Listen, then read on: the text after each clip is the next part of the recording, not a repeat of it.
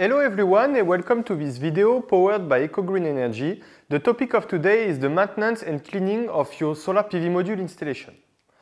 First of all, regarding the maintenance and the cleaning of your solar PV module installation, the only way to detect a problem in the system is to arrange some monitoring performance of your system on different frequencies, so daily monitoring, monthly or quarterly monitoring, and annual monitoring. So we will review each point one by one.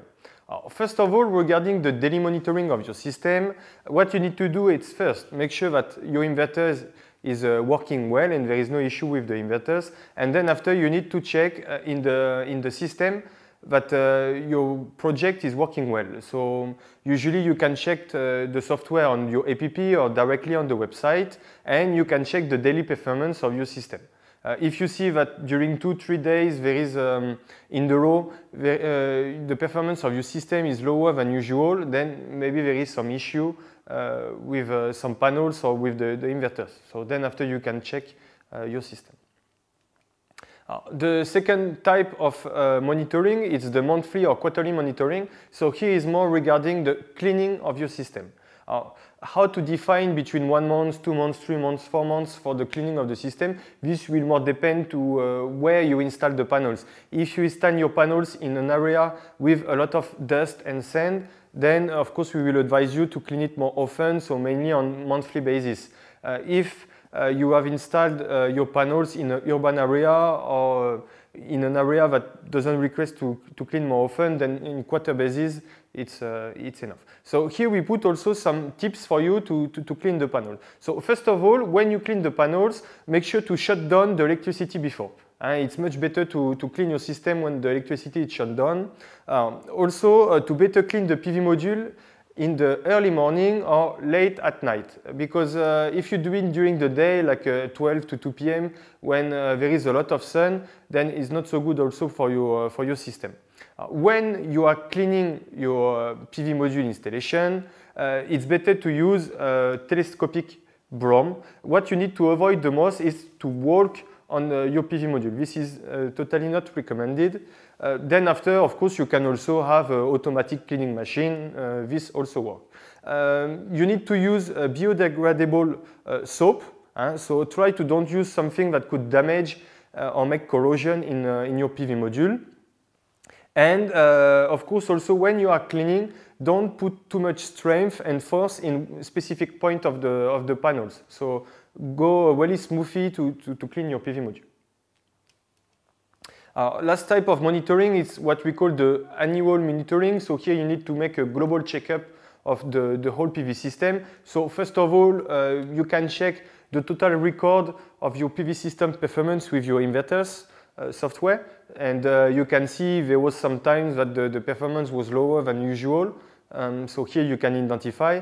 Then after, what you need to check also, it's the PV module and make sure that they are clean, free of fracture, that there is no scratch, no corrosion, no moisture penetration, and no browning in your PV module. So we will see all these main points and the main issue faced by the installation company a bit later in this presentation. You need also to check about the cable, make sure that they are secure and there is no voltage string. And you need also to check about the junction box and make sure that mainly that there is no water accumulated inside the junction box. Alors, now regarding the main issue faced by the installation company. So first main issue faced by the installation company, hotspot. What is the reason of the hotspot? Mainly the hotspot comes from the welding machine and when we are welding the cells with each other. Here, if you are buying PV module and your manufacturer doesn't have a good process of welding machine, it can lead to hotspot. Also, another reason can be if your manufacturer doesn't buy good quality cells and that there is like for example, some bus bar missing between the cells, or if the bus bar is thinner than expected for the cells. So all of this can lead to hotspot. The main issue with hotspot is that it can lead also to fire the panels and it's dangerous for your whole building and installation. So this is why here, once again, really important to check the process for the welding machine of your manufacturer and make sure that the cells used with your PV module are good quality cells. Second point, an issue that is mainly faced by installation company is what we call microcracks. The problem with microcracks is not something that you will see with your eyes. Usually you need EL test machine to see inside the cells if there is microcracks or not. Microcracks can form two types of effect. The first one is that simply if your manufacturer doesn't buy good quality cells, it can happen that there is some microcrack. Then after it can also come from the process of loading.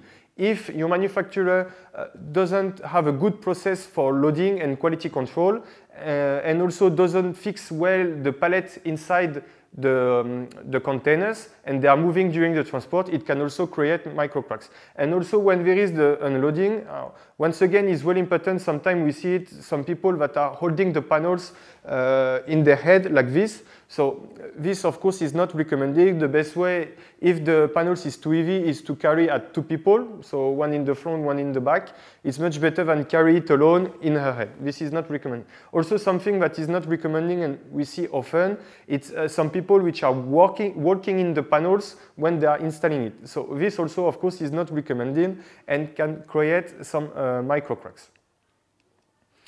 Third problem faced by installation company, it's about the oxidation and the snail trail. Usually this problem comes from the EVA and the quality of the EVA used in your PV module. If your manufacturer doesn't use a good quality EVA, then you can have this type of issue like a snail trail. Which question to ask to make sure that the quality of the EVA is good? So first of all, you can ask what is the thickness or the weight of your EVA. It's really important, and for example, at the moment, usually the minimum thickness of the EVA needs to be between 0.5 to 0.6 millimeter. If your manufacturer use an EVA with a thickness lower than that, then it can have this type of issue like a snail trail. The same for the grammage. The grammage needs to be at least 400 to 420 grams per square meter for the EVA. And the main purpose of the EVA is to protect also your cells against the UV of the sun. So if you don't have a good quality EVA, it can also damage your cells and the lifespan of your panels. This type of snail trail issue can have an incidence of around 20 to 30% lower the efficiency of your panel. So this is why it's very important. Another point that is really important and a big issue faced by installation company is what we call the PID effect. Regarding the PID effect, it's not possible to reach a 0% PID effect. There is always a percentage of degradation of the efficiency of your panels. For example, TUV, when they make the certification for the PID, their level of acceptance is if the PID effect is lower than 5%, it's accepted to have the certificate. For example, in our case, for all our mono PV module, we have a degradation rate of PID of 1.05%, and for poly panels, 0.87%. What is important, of course, for you, it's to always ask to your manufacturer if they have the PID certificate for your PV module. Another main issue, and the last main issue that is mainly faced by the installation company, is about internal corrosion and delamination of your PV module. Mainly this issue comes from the lamination process. If your manufacturer doesn't have a good lamination process, it can damage the panels and create this corrosion and delamination. When we do the lamination process, we are putting together all the layout of the panels, and we are making sure that there is no water and air inside. Make sure that your panels is completely airtight and watertight. If your panels is not totally airtight and watertight, you can have some air and water that can lead to corrosion and then after delamination of your panels. Also, this type of issue like corrosion can lead to around 20 or 30% lower the efficiency of your PV module. Thank you everyone for listening to this video.